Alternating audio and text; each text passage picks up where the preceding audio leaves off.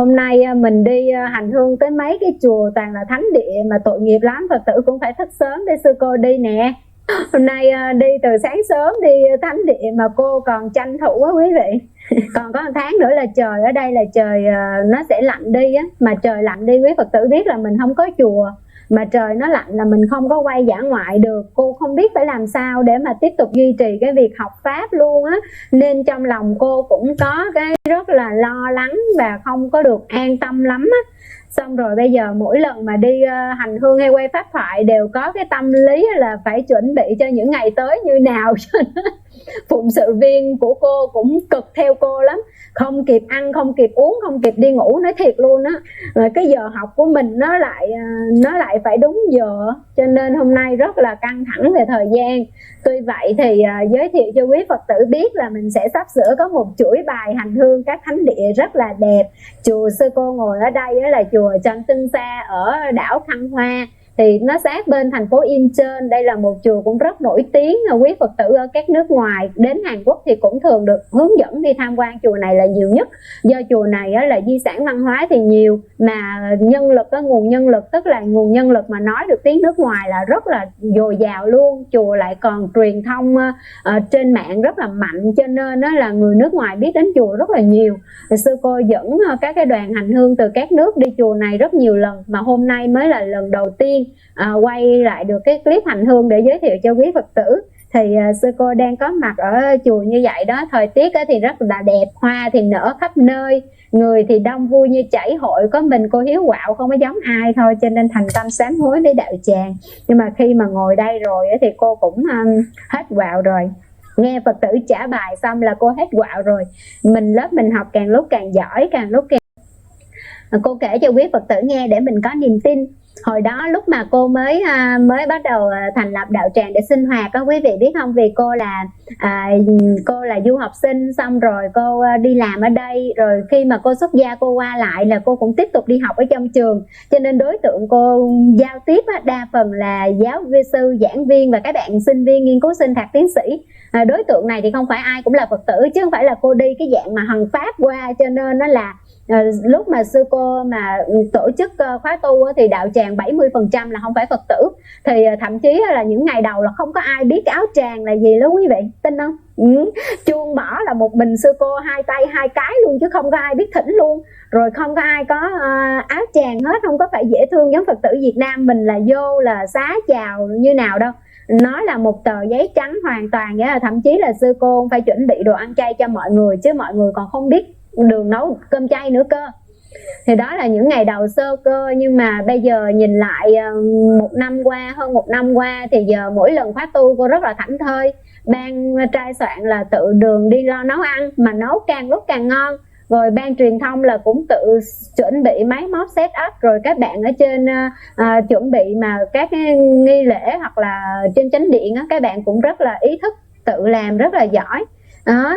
Thành ra là sư cô, rồi các bạn bận áo tràng rất là đẹp luôn, để Bồ Đàn Tạ Cụ. Bây giờ nhìn đạo tràng rất là trang nghiêm.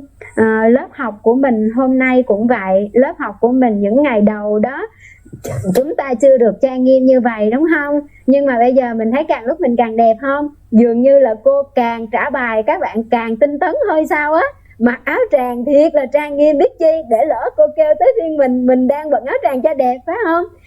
Vậy cô cũng thấy rất là tán thán công đức của quý Phật tử. Và cô càng bắt học bài thì dường như là chúng ta càng hoan hỷ hơn, và chúng ta càng có cái gọi là commitment, cái motive, tức là cái sự gắn kết, cái sự cam kết, cái trách nhiệm với cái bài học của mình. Điều này là cái tư lương rất là quý cho mình. Sư cô nói đó, trong cuộc đời không có cái gì mà như ý mình hết. Ngay cả sư cô đi học, đi tu cũng vậy. Những cái chuyện bất như ý nó xảy ra hàng ngày, hàng giờ. Nói thiệt luôn. Ngay cái lúc mà cô đi làm luận án, phải nói bạn nào mà đang làm luận án tiến sĩ ở Hàn Quốc thì chắc là sẽ thông cảm lời của cô nói. Một ngày có khi là cô xếp vali cả chục lần, cô muốn về nước quách nó cho rồi. Có bữa mà tức quá mà muốn đốt cái chùa, đốt cái trường. Tức là mình rất là stress tới mức độ đó. Đó là trong cái ý thức của mình nó cứ kêu mình phải bỏ cuộc đi, không thể tiến lên nữa đâu. nhưng mà trong cái tiềm thức của mình thì nó không cho phép mình bỏ cuộc. Trong tiềm thức của cô luôn có tứ trọng ơn. Mình biết là mình phải báo đáp ơn đàn na tính thí, ơn thầy tổ, ơn cha mẹ. Mình không thể phủi cái trách nhiệm một cách mà nó chỉ có nhẹ nhõm cho mình như vậy được. Vì cô nói cái tiềm thức nó quan trọng lắm. Trong tiềm thức của mình sẽ giữ cho mình một cái để mà mình không có bỏ cuộc trong cái cuộc đời mà nó rất là nhiều cái bất như ý xảy đến. Hôm nay cô chia sẻ chân tình là ngay cả ngày hôm nay sư cô đó đi chùa Hằng Pháp đó có những chuyện bất như ý không? Có. Nhưng mà mình có chấp nhận và có tự chuyển hóa không? Có. Chứ nếu không thì mình rất là dễ dàng bỏ cuộc với cái lý tưởng của mình, cái đại nguyện của mình. Ở đây cô tâm sự với quý Phật tử trong Zoom cũng vậy.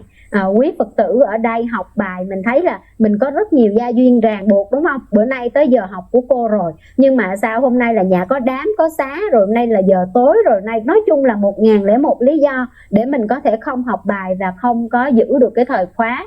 Thì đây cũng là một cái kinh nghiệm cho mình. Mình thấy là khi mà mình mà tinh tấn, mình phát cái tinh tấn lên, mình quyết tâm tu học thì mình sẽ gặp chướng duyên, mà càng lúc chướng duyên nó càng lớn. Giống như cô vậy đó, nếu như mà cô ở trong vòng tay của sư bà, sư phụ và sư huynh, chắc cô không bao giờ nổi quạo hay là sẽ không bao giờ phải mệt mỏi, bực bội lên xuống rồi sụt tâm lý đâu.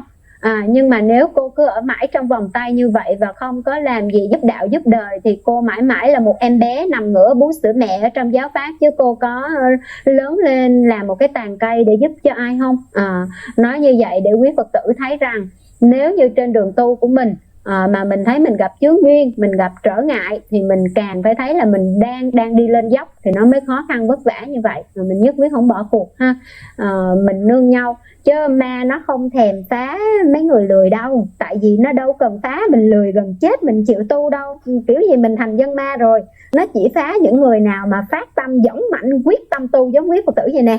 Bữa nay học được một bài, quyết tâm học thêm một bài nữa đó. Những cái dạng này ma thích theo phá lắm, cho nên mình đừng sợ nha. Mình biết là mỗi lần như vậy là bài thi của mình nó khó hơn. Hồi lớp 1 mình đi thi 1 cộng 1 bằng 2 dễ òm, nhưng mình lên lớp 5 thi toán là khó rồi, mình lên đại học thi toán còn khó hơn nữa, đúng không? Vậy thì cái bài thi của mình càng khó, chứng tỏ là cái trình độ, cái năng lực của mình nó càng đi lên. Tu hành cũng vậy. Hôm nay mình nhẫn được cái việc này, ok, nhưng mà hôm sau cái việc khác nó sẽ lớn hơn, coi mình nhẫn nổi không? Hay là cái sức nhẫn mình chỉ mới bao nhiêu đó thôi. Thì cái này là cho mình thấy rằng nếu như mà mình gặp khó khăn mình cũng đừng có lui, mình cũng đừng có sợ, được không ạ? Rồi, mở đầu hơi dông dài, tại hôm nay là sư cô cũng tự sám hối vì mình cũng nổi quạo, cho nên nói để chia sẻ cho quý Phật tử thấy rằng học Pháp, học Phật, học Kinh Phật, tu Phật không có đơn giản ha. Nhưng mà càng không đơn giản mình phải càng quyết chí đi về với nhau cho nó bền vững, đúng không ạ? Không vì bất kỳ cái lý do gì. Thậm chí cô mà cực quá hoặc cô là vất vả quá đó, cô muốn ăn vạ với phụng sự viên cô luôn á. Nhiều khi cô muốn ăn dạ sư bà, sư phụ, sư huynh cô gì đó, nhưng mà rồi cô muốn là dẹp luôn cho rồi đi. Nhưng mà không, khi mà mình nghĩ lại thì cái đó mình hết sức là trẻ con luôn á. Tại vì sao vậy? Tại vì cô làm này cho ai? Cho cô, đúng không? Những cái này cô mới tu, chứ còn cô ở nhà mình ơn không ai chọc tới cô rồi cô tưởng cô thành thánh tới nơi rồi. Thế là mình phải có va chạm, mình phải có cái bất như ý, mình nhẫn được tới đâu. Cái đoạn này nó mới là hay nè. Bởi vậy cũng may là cô cũng có những phụng sự viên rất là tử tế, chứ không là xong rồi quý vị. Hôm nay cô đã quyết chí rồi, từ bữa nay cô soạn được 5 bài liên tục rồi nha. Quý Phật tử hỏi cô là sao bữa trước cô nói một tuần học 2 bài mà chưa thấy cô thông báo gì, đúng không? Dạ em dành hết nội lực để em soạn PPT rất là đẹp, rất là hấp dẫn cho 5 bài tiếp theo rồi. Và bây giờ cô chỉ có ngồi quay cho quý Phật tử coi thôi. Thì cô sẽ tăng cường cái việc mà giảng pháp cứu cho xong cái bộ kinh này. Và nếu như hôm nào mà thời tiết nó không có thuận lợi mà để mở Zoom học online như vậy thì cô sẽ phát trực tiếp trên YouTube, quý Phật tử chịu khó nghe nha. Và thay vào đó là cô đã chuẩn bị PPT rất là đẹp, để ví dụ không được tương tác trực tiếp với sư cô thì mọi người cũng nghe nó hấp dẫn chứ không có bị chán, được không ạ? Cho nên một tuần qua là một tuần mà cô soạn bài rất là nhiều. Cho nên hôm nay là mình sẽ học cho hết cái phẩm này, rồi từ phẩm sau là mình sẽ học bài PPT nha. Rồi hôm nay Zoom của mình đó bắt đầu vào học cái là thanh tịnh trang nghiêm hẳn. Rất là tri ân quý Phật tử. Mình phải trang nghiêm chứ không phải là tại cô Hiếu bắt tắt mic mình mới trang nghiêm, sao? Mình phải thanh tịnh mình mới nghe được, phải không nè? Có 1 tiếng đồng hồ thôi nên đừng có để tạp niệm nha. Hôm nay mình học tiếp câu 226. Những người thường giác tỉnh, ngày đêm siêng tu học, chuyên tâm hướng niết bàn, mọi lậu hoặc được tiêu. Cô mới vừa nói xong nội dung từ nãy giờ là giảng cái bài kệ này, đúng không? Những người thường giác tỉnh là sao? Lúc nào cũng phải nhớ tỉnh giác hết á. Còn mình là hút giác hút mê nè.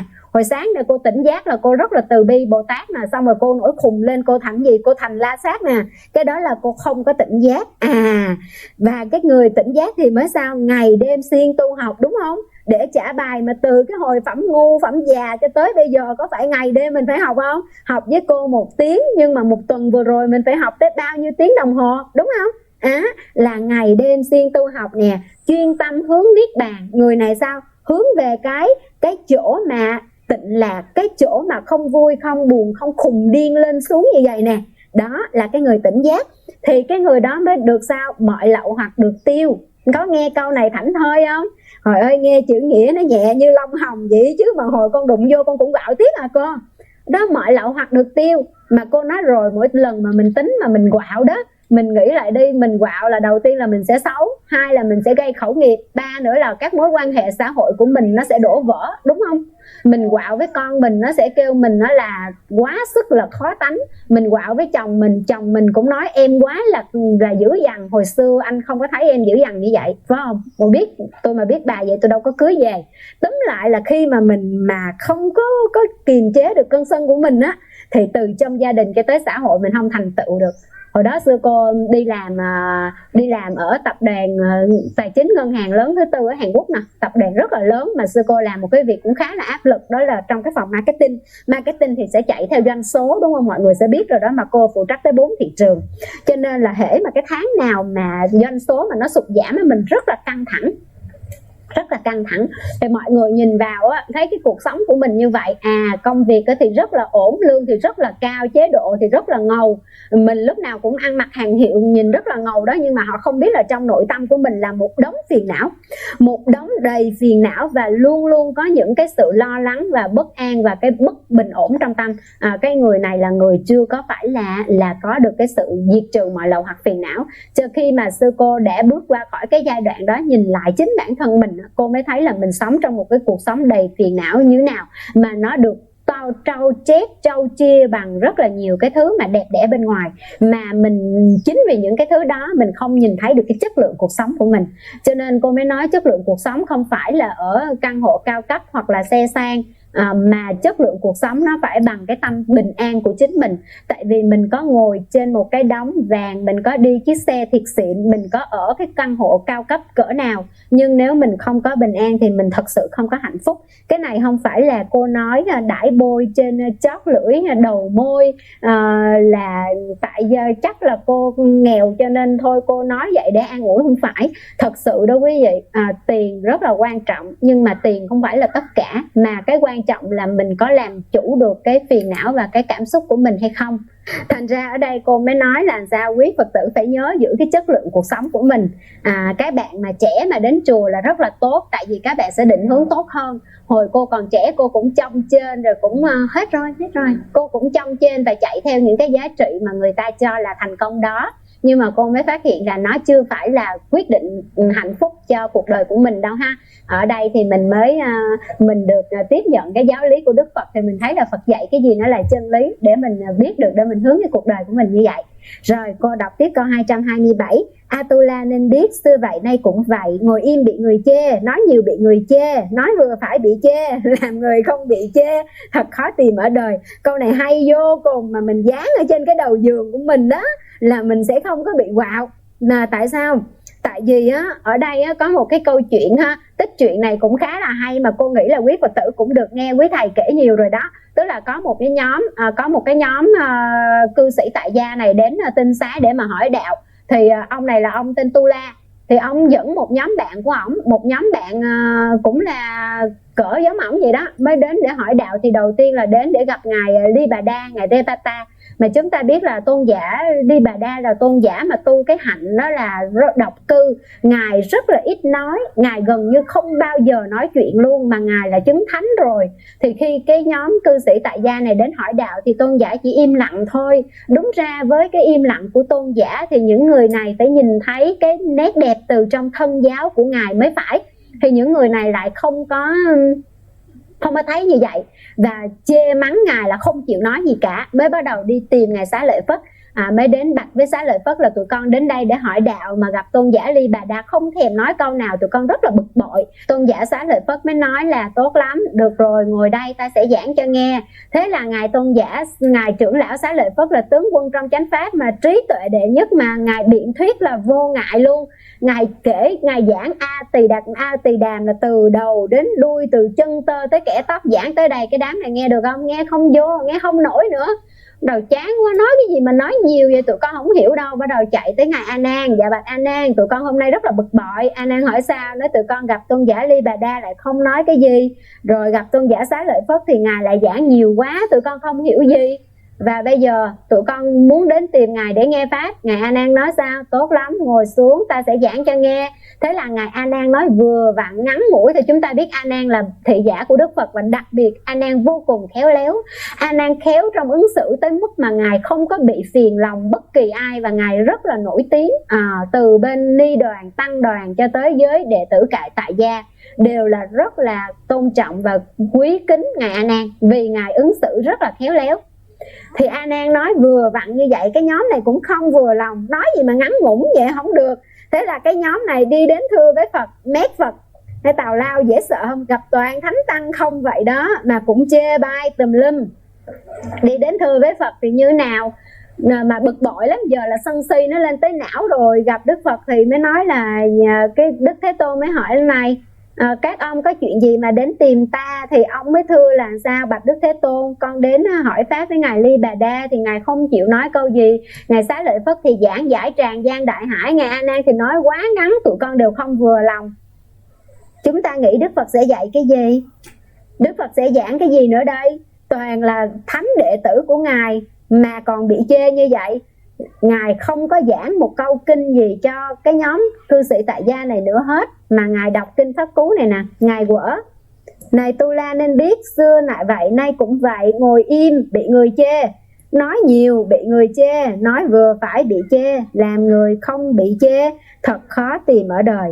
Câu tiếp theo: xưa vị lai và nay, tức là không phải thời nay đâu nha, trước đây cũng vậy và sau này cũng thế.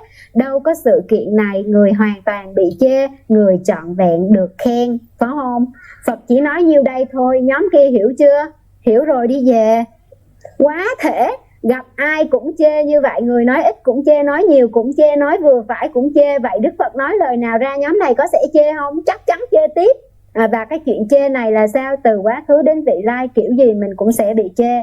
Thì ở đây chúng ta thấy như vậy để chi? Không phải nói vậy để cho mình bao biện cho những cái hành động chưa có hoàn thảo của mình, để rồi mình nói thôi tôi vậy đó, tôi vậy chịu không chịu thì thôi. Nói vậy thì cũng là không có được. Tức là cô bữa trước cô có vấn đáp Phật pháp, cô có nói cái này rồi. Nếu như những người mà chỉ trích mình là vì đố kỵ, vì sân hận, vì ganh tị, hoặc là vì cái tâm không thiện lành á, thì mình có thể bỏ ngoài tai. Tại vì cái chất lượng cuộc sống của mình và giá trị con người của mình nó không có lệ thuộc vào cái lời nói của họ. Nhưng nếu cái người chỉ trích mình, cái người chỉ lỗi mình, đó là gì? Bậc thiện tri thức, người có trí. Người có trí mà chỉ lỗi mình thì trong kinh Pháp Cú có nói gì? Như chỉ chỗ chôn vàng, đúng không? Bậc trí không có thường chỉ lỗi cho mình, mà cái người đó họ chỉ lỗi là biết chắc chắn là mình có lỗi. Họ nói bậc trí hoặc bậc thiện tri thức thì cao xa quá, nhưng mà cô nói nó bàn bạc trong cuộc đời mình đây, giống như sư phụ nè, thầy tổ của mình nè, huynh đệ bạn đạo của mình nè, ba mẹ của mình nè, những người sanh mình ra nuôi dạy mình lớn, thì những người này có mong muốn mình hạnh phúc và thành công và hoàn thiện hơn trong cuộc đời không? Có, đúng không? Vậy thì những người này khi chỉ lỗi cho mình có nghiêm túc nhìn nhận không? Có, để mà mình cải thiện mình từng ngày. Phàm phu là chắc chắn phải có sơ suất, cho nên khi người ta chỉ lỗi thì không có phải được bàng quan luôn, mà phải quay lại nhìn mình, đúng không ạ? Đức Phật dạy câu này cho mình thấy rằng mình có hoàn hảo cỡ nào đi chăng nữa thì mình cũng sẽ bị chê, để mình không có bị trồi sụp tâm lý theo lời khen tiếng chê. Nghĩa là bát phong suy bất động, người ta khen mình nở lỗ mũi, người ta chê cái mình xìu xuống luôn như cái bong bóng xẹp. Vậy thì không có được, mình không có chủ quyền. Nhưng ngược lại mình cũng không có được tự mãn, tự ngã, tự luyến, rồi mình cho mình cái gì cũng đúng, mình cái gì cũng hay, là hoàn toàn không được. Cô nói như là Khổng Tử nói đó, là ba người đi với mình thì chắc chắn là sẽ có một người làm thầy mình. Cho nên là mình rất là yên tâm là mình phải học Ở đây thì là cái cõi phàm thánh đồng cư. Cô nói ngắn gọn ở cái câu kệ này để mình qua câu kệ tiếp nó còn dài. Vì cái cõi mình là cõi phàm thánh đồng cư, cho nên là chắc chắn mình không có tránh được lời khen tiếng chê. Mình có làm 1000 việc tốt đi chăng nữa, mình lỡ có một câu nói lỡ, nói lầm, nói sai, người ta chỉ nhớ cái câu đó thôi. Mình có giúp người khác bao nhiêu lần, mình có mang tới bao nhiêu giá trị tử tế gì đi chăng nữa, chỉ một lần mình làm phật lòng người ta, dù là vô ý, người ta chỉ nhớ mỗi cái phật lòng đó và họ sẽ ghi mãi trong lòng. Cho mình biết là phàm phu nó là như vậy đó. Cho nên mình biết như vậy để mình không có quá chấp, không có quá buồn là sao con sống tử tế với người ta mà người ta đối xử với con như vậy. Thật ra sư cô có bị vậy không? Có. Cô dẫn Phật tử đi từ chỗ này tới chỗ kia, cô tử tế với Phật tử 100.000 lần, mà hễ có một lần mà cô vô tình thôi mà cô nói cái câu gì mà không vừa lòng á, là đi rêu rao khắp từ Bắc tới Nam, là cô hiếu thế lọ thế chai đủ chuyện hết á, chứ không phải là vừa gì đâu. Cho nên mình thấy rằng cõi phàm thánh đồng cư, người ta có quyền người ta nói gì kệ người ta. Ngay cả mình vô chùa cũng vậy, nhiều người đến nói với cô cái vẻ rất là tức giận là từ nay con bỏ chùa, con không đi chùa nữa. Lý do là sao? Con nghĩ đến chùa phải thanh tịnh lắm, nhưng mà đến chùa rồi cũng chuyện này chuyện kia, nói xấu lẫn nhau. Dạ thưa đó quý vị, trong chùa đó đâu phải chỉ có cái chánh điện không, đúng không? Đâu phải chỉ có chỗ thờ Phật không đâu. Trong chùa nó cũng có những chỗ như là nhà vệ sinh cũng hôi thối vậy, những cái chỗ ống cống, những cái chỗ đổ rác, những cái bãi rác thải vậy. Đâu phải trong chốn già lam là thanh tịnh hết đâu, phải không? Thì trong chùa cũng vậy, đến chùa cũng là những người đang tập tu, chứ có phải là thánh hết đâu mà không có cái thị phi, không có lời ra tiếng vào, đúng không? Quan trọng là mình đến đó để mà mình tập cho mình hoàn thiện hơn, chứ không phải mình đến đó để mình nhìn cái này cái kia không vừa lòng mình rồi mình bỏ chùa bỏ tu. Bỏ chùa bỏ tu là ai lỗ? Mình lỗ, đúng không? Vậy cho nên Đức Phật đã tuyên bố rồi là trên thế gian khó có ai sống mà không bị khiển trách hết. Nhưng mà không có ai bị khiển trách hoàn toàn, dĩ nhiên là cũng không có ai được tán dương hoàn toàn, đúng không? Phật tử cô đây nè, những em cực kỳ thân thiết với cô có những lúc cô cũng rất chi là tán thán các em, nhưng mà có những lúc cô cũng bực bội không? Bực bội các em, đúng rồi đó.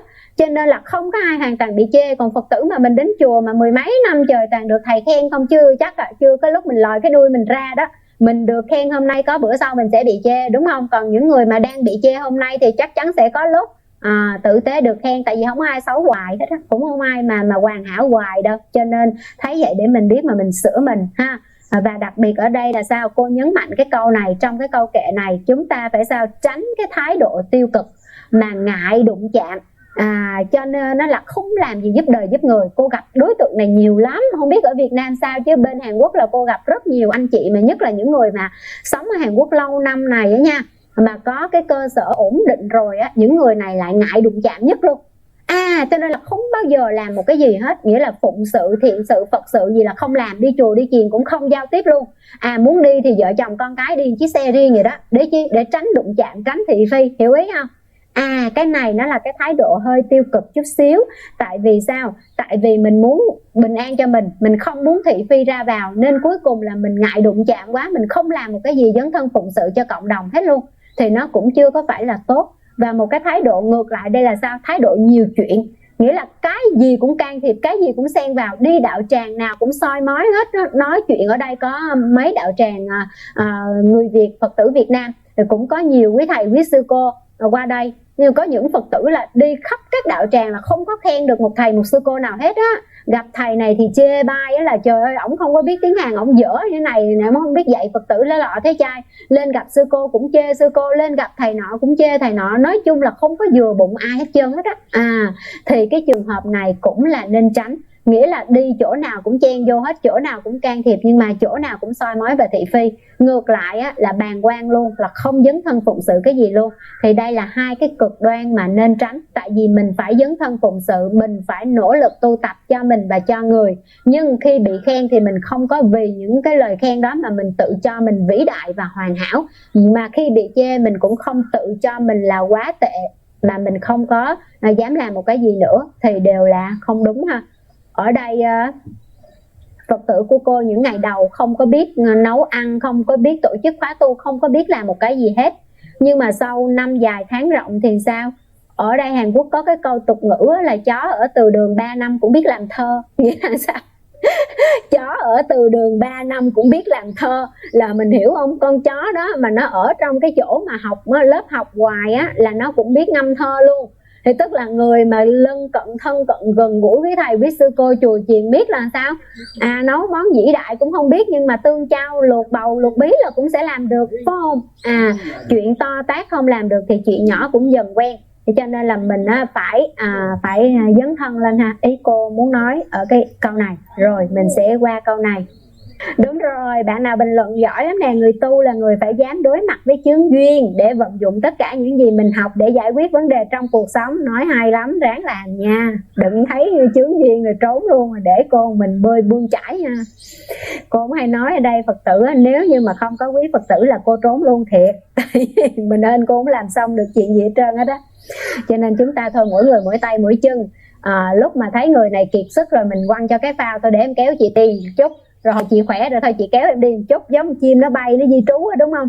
Con đầu đàn rồi nó cũng phải đuổi cho con khác lên đầu đàn chứ nó bay hoài nó mỏi. Cô Hiếu cũng vậy, nhiều khi cô ăn vạ là vậy đó, cô nhõng nhẽo là vậy đó. Cô tới đây rồi cô mệt rồi đó, bơi tiếp đi rồi kéo cô theo vậy nghe.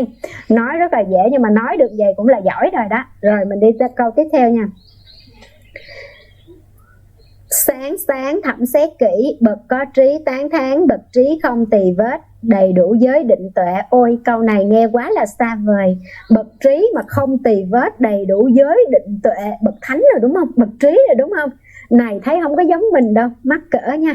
Rồi sáng sáng mình rờ lại cái mặt mình soi gương nhân cách. Là Đức Phật có dạy một cái bài là soi gương nhân cách á. Sáng mình dậy là mình trang điểm đúng không? Không, trước khi trang điểm là phải vệ sinh cá nhân đúng không? Xong rồi trang điểm cho đẹp đẽ, coi có dính miếng ghèn nào không, dính miếng gì không. Nhưng mà mình không có soi lại cái tâm mình. Thì giờ mỗi sáng mình soi gương cái mặt mình soi luôn cái tâm mình, coi mình cỡ nào rồi ha. Mình có được giới định tuệ giống vậy không đây? Rồi mình nỗ lực chùi cho nó sạch. Không phải là chùi cái vết trên mặt mà chùi cái tâm mình nữa.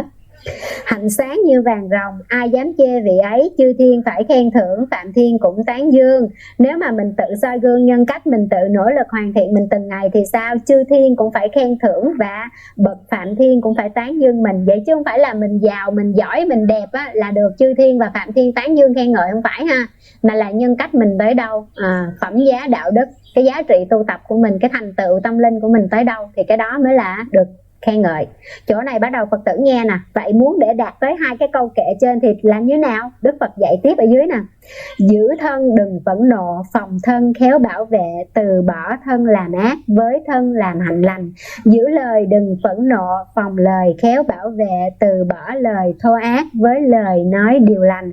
Giữ ý đừng phẫn nộ, phòng ý khéo bảo vệ, từ bỏ ý nghĩ ác, với ý nghĩ hạnh lành. Bậc trí bảo vệ thân, bảo vệ luôn lời nói, bảo vệ cả tâm tư, ba nghiệp khéo bảo vệ. Vậy thì Đức Phật đúng đưa cái cặp nhân quả giống như tứ đế đó, là quả trước rồi nhân sau đúng không? Mình phải thấy cái quả đó rồi mình mới muốn coi làm sao được cái nhân đó mà tập thành. Giống như mình thấy cái trái xoài quá là ngon đi thì mình phải muốn ăn trái xoài thì mình đi trồng cây xoài chẳng hạn. Ở đây Đức Phật đưa cho mình cái quả trước là bậc trí thanh tịnh giới định tuệ như vậy, đầy đủ giới định tuệ như vậy thì sẽ được chư thiên và phạm thiên tán dương ca ngợi. Vậy thì làm sao để được trở thành như vậy? Đức Phật dạy một loạt 4 câu kệ tiếp theo là giữ thân, giữ lời và giữ ý. Cô sẽ phân tích cái này là hôm nay mình kết thúc được giờ học luôn. Cái này là đi từ cái tích truyện là Lục Quần Tỳ Kheo á. Không biết quý vị nghe cái câu Lục Quần Tỳ Kheo này lần nào chưa ha? Thời của Đức Phật á, là có một nhóm tỳ kheo này gọi là Lục Quần Tỳ Kheo. Nhóm này là chuyên đời phá hoại, phá đủ chuyện hết á. Cái nhóm này là giống như cô nghĩ là hóa thân nghịch hạnh Bồ Tát để mà Đức Phật hoàn thiện cái giới luật cho tăng đoàn là vậy đó. Cái nhóm này không có cái chuyện tào lao nào mà không làm hết á, mà cứ mỗi lần cái nhóm này mà phạm lỗi là Đức Phật chế một giới, mỗi lần phạm lỗi lại chế một giới. Xưa mấy ngày này mà không có thể hiện phạm lỗi chắc giờ tăng ni không có miếng giới nào mà giữ. Tức là ổng làm chuyện mắc cười lắm. Từ từ cô sẽ kể chuyện mắc cười của cái nhóm Lục Quần Tỳ Kheo. Mà bên ni cũng có Lục Quần Tỳ Kheo ni nữa nghe, vui lắm. Hai nhóm, Đức Phật cũng khổ với hai nhóm này lắm.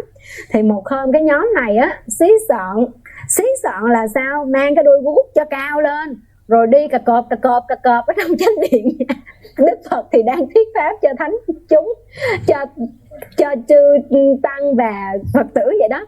Mà nghe cà cọp mà đi mà rất là thô tháo, mà rất là ồn ào. Thì Đức Phật mới hỏi A Nan, cái gì mà ồn vậy? A Nan bạch Đức Phật là dạ cái nhóm lực quần tỳ kheo đó đó, mang guốc đi cọp cọp ở ngoài kia kìa. Vậy cho nên Đức Phật mới dạy cái câu này. Tỳ kheo đi cái tướng gì mà kỳ cục vậy đúng không, mang cái đôi guốc rồi còn đi rất là thô tháo như vậy, không có giữ thanh tịnh. Nhưng mà ở đây mà mỗi lần cô thuyết pháp mà em nào mà ngồi trước mặt cô mà nói chuyện là cô đuổi đi chỗ khác. Cô không có cấm nói, nhưng mà không được nói trước mặt cô khi cô đang thuyết pháp. Chứ Đức Phật cũng y vậy đó. Ngài là Ngài trong này thuyết pháp, mà ngoài kia đi giống như đi hành quân vậy đó. Ngài mới dạy cho cái câu kệ này nè: giữ thân đừng phẫn nộ, phòng thân khéo bảo vệ. Phòng thân là sao? Khéo bảo vệ cái thân, cái tướng của mình đi sao cho nó đàng hoàng, đừng có làm cho người ta phiền não, phải không? Nhiều người cô thấy đi vô chùa là cô đụng rồi mà cô la rồi giận bỏ cô đi mà còn nói xấu cô nữa. Người ta cả cái chánh điện người ta ngồi ngon lành cành đào vậy, mình vô là mình mở cái bịch ra, xè cái bịch ni lông rồi sộp cái mình moi cái bịch này, mình móc cái kia rồi mình khều cái chị lại đây, chị này chút rồi ăn cái này là chị, trời bữa nay em nấu cái này ngon lắm. Tự nhiên à, ta phải vô duyên không? Cái này ta kêu bằng vô duyên thiệt đó. Thành ra rồi có một lần nha, cô đi hành hương, cũng dẫn Phật tử đi hành hương. Cái thì mới tập cho em kia đứng lên nói, em cầm micro em nói quá trời nói. Em nói xong rồi có nhiều người khiều cô, nói chứ thôi bữa sau cô nói đi, đừng để em này nói nữa cô bực bội quá. Là cái cách cái em đó, em đứng em nói làm cho người ta khó chịu. Đó là mình nói không phải bằng cái tâm mà chia sẻ kiến thức, mình biết cái này mình chia sẻ cho mọi người cùng biết, với cái tâm là nhờ có các bạn, các chị, các anh, các chú, các bác ngồi nghe mà em được có cơ hội mà chia sẻ những cái thông tin em biết này. Mà mình nói với cái thái độ là mình giỏi nè, mình biết nhiều nè, mình dạy lại cho nghe nè, phải nghe tôi nói nè, tôi mới biết, mọi người không biết, cái kiểu đó đó, người ta khó chịu. Thành ra ở đây Đức Phật dạy câu này rất là tinh tế ha. Thân nè, khẩu nè, ý nè, cái lời nói của mình cũng phải khéo. Khéo lời nói là sao? Từ bỏ lời thô ác. Cái này cô giảng rất là nhiều rồi, Phật tử nghe lại cái bài giảng chánh ngữ ha, chánh ngữ trong chuỗi bài Bát Chánh Đạo, với lại có giảng một bài đó là thập thiện nghiệp. Thì trong này có 4 giới của cái miệng á, là nói kỹ vô cùng, suốt một tập dài luôn. Thì Phật tử nghe lại cho kỹ. Tóm lại mình phải thấy cái sự khác biệt giữa phàm phu với bậc thánh là khu biệt ở cái chỗ gì? Khéo. Ở đây Đức Phật dùng từ rất là hay. Mình hay tán dương trong 10 hiệu của Đức Phật là thiện thệ, thế gian giải, vô thượng sĩ, điều ngự trượng phu, thiên nhân sư, Phật Thế Tôn, nhớ không? Trong cái chữ thiện thệ này là cái chữ khéo đó, khéo vượt qua đó, cái bậc khéo léo vượt qua. Chính là Đức Phật dùng cái gì? Cái bậc trí, người ta có cái chữ khéo ở trong này, khéo bảo vệ. Còn cái bậc phàm phu như mình là sao? Mình không có khéo bảo vệ mà mình đè nén. Ví dụ mình không chuyển hóa được mà bị cô la, bị thầy la, cái mình nén vô. Mình nén vậy nè, bị cô la mình đâu có vừa cái bụng đâu, mà mình không trả treo lại ngay đó thôi. Nhưng trong bụng mình có phục không? Không phục. Mình bực, mình nén như vậy nè. Mà mình nén cái đó là sao? Sẽ có lúc nó bùng nổ ra. Tại vì mình không chuyển hóa được, mà những cái cảm xúc tiêu cực nó cứ nén vô vậy nè. Có một lúc nào đó mình sẽ bung ra. Có nhiều khi mình thấy con cái ở trong nhà, có cái đứa nó rất là dễ dạy, nói gì nghe đó, nói gì nghe đó. Nhưng mà tới hồi mà nó phá một cú là mình giật cả mình luôn, cả nhà lại hốt hổ không kịp. Lý do là sao? Là cái em này không phải thực sự chuyển hóa và nghe lời, mà là em chỉ có đè nén thôi, em nhịn thôi, em im ở trên cái mặt hồ vậy thôi. Nhưng mà bên trong là sóng ngầm, có bao nhiêu con sóng ngầm trong lòng mà em không có chuyển hóa được. Thì tới lúc mà em bùng vỡ, nó rất là kinh khủng. Cho nên không biết nhân duyên gì á, một tuần vừa rồi là cô nhận điện thoại tư vấn của rất là nhiều, chắc phải 3 ca ha, đều là người mẹ bất lực trong việc dạy con mà gọi đến cho cô, phải nói là tức mà khóc luôn. Tụi nó 13, 14 tuổi mà rất là hư luôn. Đánh nó một cây thôi mà nó gọi cảnh sát đến làm biên bản cha mẹ nó luôn. Rồi theo bạn trai bạn gái chơi bời, phải nói là không có lời nào mà diễn tả được. Tôi vừa khóc vừa tức, thương con quá mà tức quá không chịu nổi đâu quý vị. Thì những cái này là những cái mà không có khéo trong cái lời nói và cái dạy dỗ. Cho nên chúng ta thấy là cái này nó không đơn giản ha. Cô luôn nói giữ thân đừng phẫn nộ, không phải là chỉ có ghim ở trước mặt không phải là cô cũng không có tán dương cái người mà đụng một cái trả đũa liền, đụng cái phản ứng liền. Cái bậc này thì quá là thô tháo rồi. Nhưng mà cái dạng mà ghim lại được nhưng mà không chuyển hóa được thì cũng tệ vô cùng. Cái này nó bao gồm cả sân và si nữa. Cái người kia là người ta sân thôi, người ta không có si. Còn mình là mình si nữa, tại vì nó trì vô, nó chấp vô. nó không có chuyển hóa được, mà nó cứ nén vô vậy nè. Cả sân cả si đâu có tử tế gì đâu. Một người á là sân thô tháo, một người á là sân si dễ đầy, cũng không có ai mà tử tế hơn ai cả. Ở đây cô muốn nói Phật tử giữ thân đừng phẫn nộ là sao? Nếu hoàn toàn không nổi quạo thì là thánh rồi, cô nói là không ai làm được hết. Nhưng mà ít ra mình phải biết chuyển hóa, điều phục được. Cái chỗ này á, là cái chỗ để mình tu. Mình phải thật sự nghiêm túc nhìn lại mình nè. Mình kìm được như vậy đó, nhưng mà trong lòng mình có hận không? Có oán không? Nếu còn hận còn oán á, không có bình an được nha. Mà chỉ có chính mình thôi. Đây là cái ý nghĩa sao bỏ ác làm lành cùng một lúc á. Thật ra là thân khẩu ý Phật dạy như vậy mà cô diễn tả cho nó bình dân hơn á. Tức là mình bỏ ác làm lành mà ngay một lúc luôn, chứ không phải là bỏ hết ác rồi đi làm lành. Cái trường hợp này có nè, cô có một người bạn rất là thân luôn, mà mỗi lần mà rủ bạn tu tập tinh tấn gì đó là bạn nói là thôi bây giờ mình đầy sân si lắm, mình không có hiền gì hết á, tính mình như vậy mình chưa có tu được, để khi nào mình hiền rồi mình mới tu. Ủa sao kỳ vậy? Tu rồi nó mới hiền, hiểu không? Nói ngược á. Mà cái bạn đó là cô nói tới giờ cô cũng chưa có khuyên được. Cứ nói là bây giờ mình sân si lắm, mình đến chùa mình ngại lắm. Tức là tự biết là mình không lành không thiện, mình còn đầy sân si phiền não nên không dám đến chùa, nghĩ là đến chùa phải thanh tịnh. Nhưng mà cái này là có bị nói ngược không?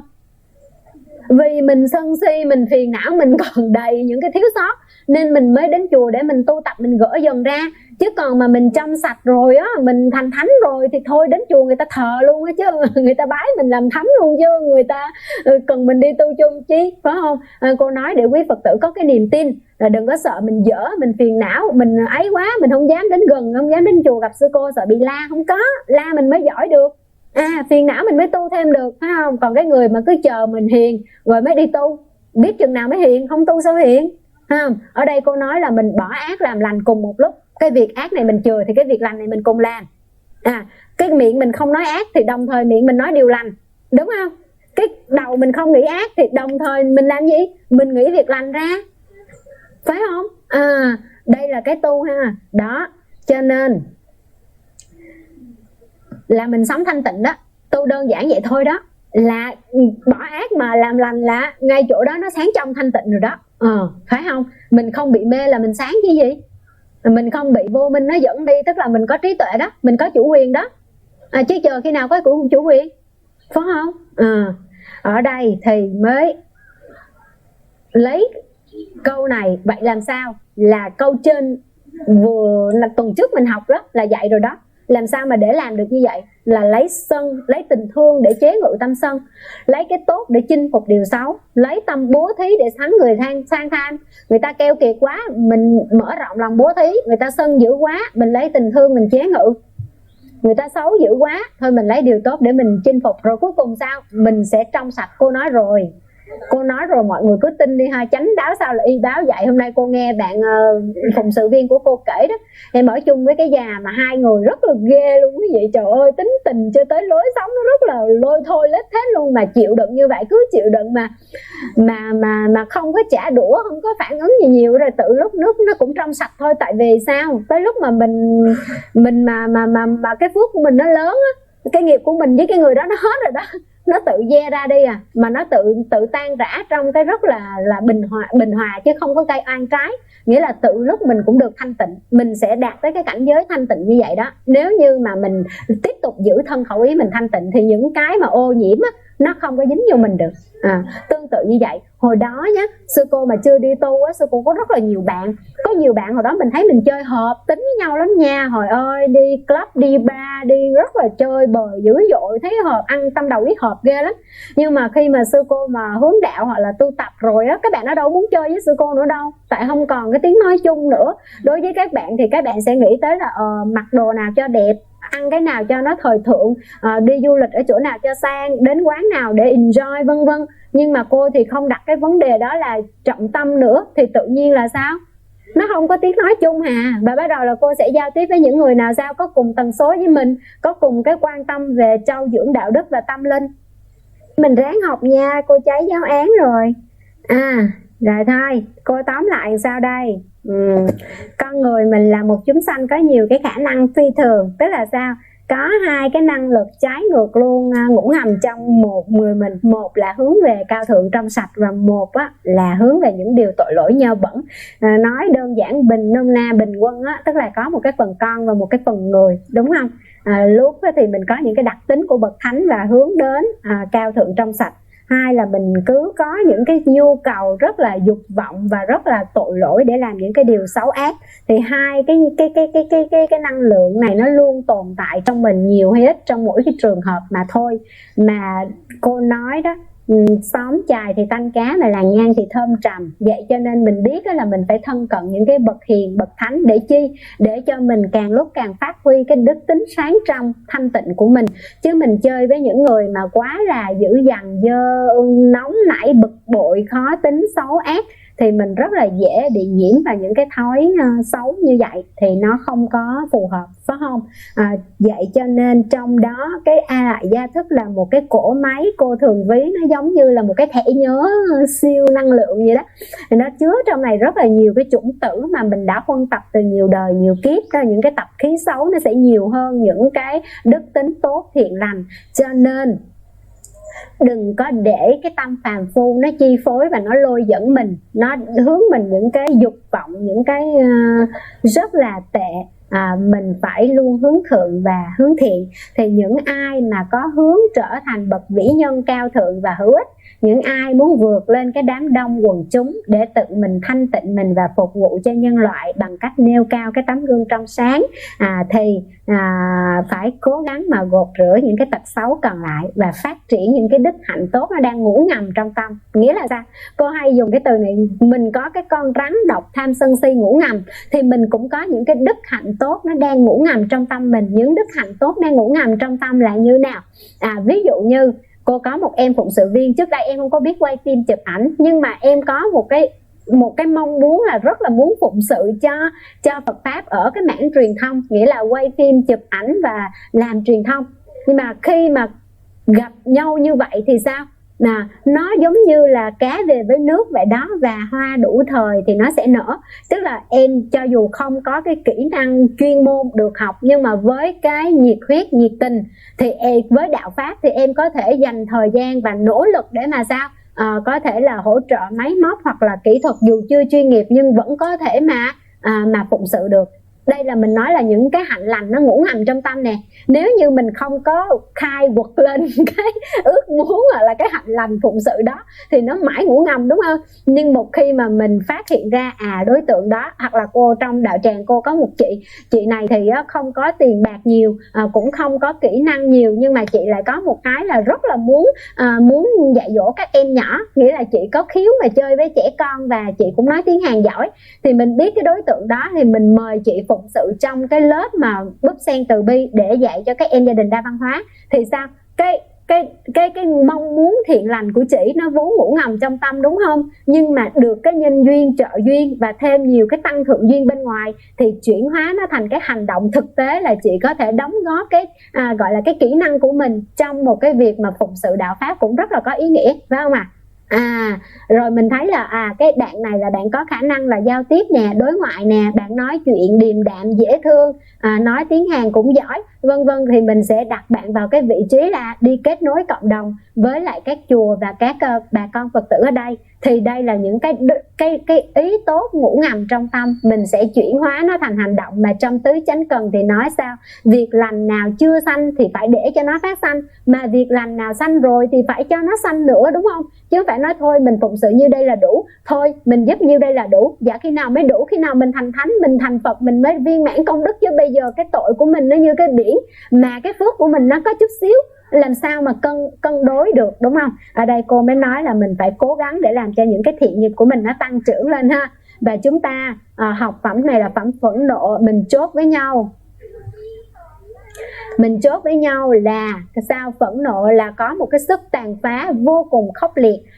Khi mà mình nổi sân lên là đốt cả rừng công đức. Vậy cho nên Đức Phật khuyên chúng ta phải sao? Phải dùng tâm từ, phải dùng tình thương để phát triển cái đức hạnh cao quý, làm cho con người mình trở nên cao thượng. Và chúng ta cũng nhận thức được bất thiện là cái điều kiện làm cho mình xấu xa, không tốt đẹp. Thì nó không chỉ là lúc này nó làm cho mình đổ vỡ quan hệ cuộc sống và không có hạnh phúc và bình an, mà nó còn làm sao? Nó làm cho mình gặp rất là nhiều chướng duyên và nhiều cái oan trái trong nhiều đời sau nữa. Vậy thì chúng ta phải chuyển những cái nghiệp ác này thành những cái thiện nghiệp. Ở đây thì có một cái giáo trình dạy cho mình, đó là con đường giới định tuệ sắp đặt theo thứ tự. Thì sư cô sẽ gửi cái này vào trong Zoom cho quý Phật tử lấy làm tư liệu ha. Đọc sơ qua cũng được, mà cái này quý Phật tử về nhà làm tư liệu thì được, là cô gửi đây rồi. Bạn nào mà đang nghe trên Facebook thì chuyển lên Facebook cho quý vị đang nghe Facebook biết luôn ha. Đây là cái lộ trình để tu giới định tuệ. Đó là sao? Ngăn ngừa các điều xấu xa tội lỗi. Tiếp theo là định là phá giới, ngăn ngừa các điều xấu xa tội lỗi. Định là phá tan cái tư tưởng ngông cuồng lầm lẫn. Tuệ là hủy diệt cái thành kiến si mê ngã chấp. Cái này từng câu đọc kỹ nó cũng rất là dễ hiểu ha. Giới thanh lọc các điều tai hại của nghiệp dữ. Định tẩy trừ những nguy cơ của lòng tham muốn. Tuệ tận diệt sai lầm do tà kiến tin tưởng dị đoan. Giới đưa người ra khỏi cái lưới của sắc trần. Định chế ngự các ý nghĩ vu vơ, vô hiệu hóa tâm ái dục. Tuệ giải thoát chúng sanh ra khỏi dòng sanh tử, vân vân. Vậy thì người có trí tuệ chúng ta phải hằng biết mình trong mỗi hành động, mỗi suy tư trên cái tinh thần là an tĩnh và vắng lặng. Cái này cô hay nói rồi, không thể nào có cái tuệ phát sanh trong một cái tâm lúc nào cũng vọng động lăng xăng và lao sao được. Tuệ chỉ phát sinh khi mà tâm đồng tâm chư Phật, khi mà chúng ta có sự tĩnh lặng và bình an. Giống như mặt hồ nó phải trong suốt thì mình mới nhìn thấy được đáy, đúng không? Chứ mà nó vẫn đục bùn nhơ mà mình cứ khuấy nó hoài thì không bao giờ mà nó lắng được, đúng không? Cái tâm an tịnh nghĩa là cái tâm không còn nghĩ quấy, là yếu tố nội tại thiết yếu để thanh lọc và bảo trì cái giới đức cao thượng của mình. Giới định tuệ nó như cái kiềng ba chân, là nhân là quả, là bổ sung, là tương trợ của nhau. Vậy thì khi giới mình có thanh tịnh thì tuệ mình nó sáng trong, định mình nó thêm sâu. Và khi định thêm sâu, khi giới thanh tịnh thì cái tuệ càng phát triển, phải không nào? Cho nên chúng ta phòng thân không phẫn nộ là ở chỗ này, phải canh phòng để thân mình không có hành động sai lầm, lời nói mình không sai lầm, ý tưởng mình không nghĩ quấy, thì mình mới trang nghiêm được trong cái phẩm này cũng như là của 4 câu kệ. Rồi quý Phật tử có câu hỏi nào không? Hôm nay mình sẽ kết thúc ở đây.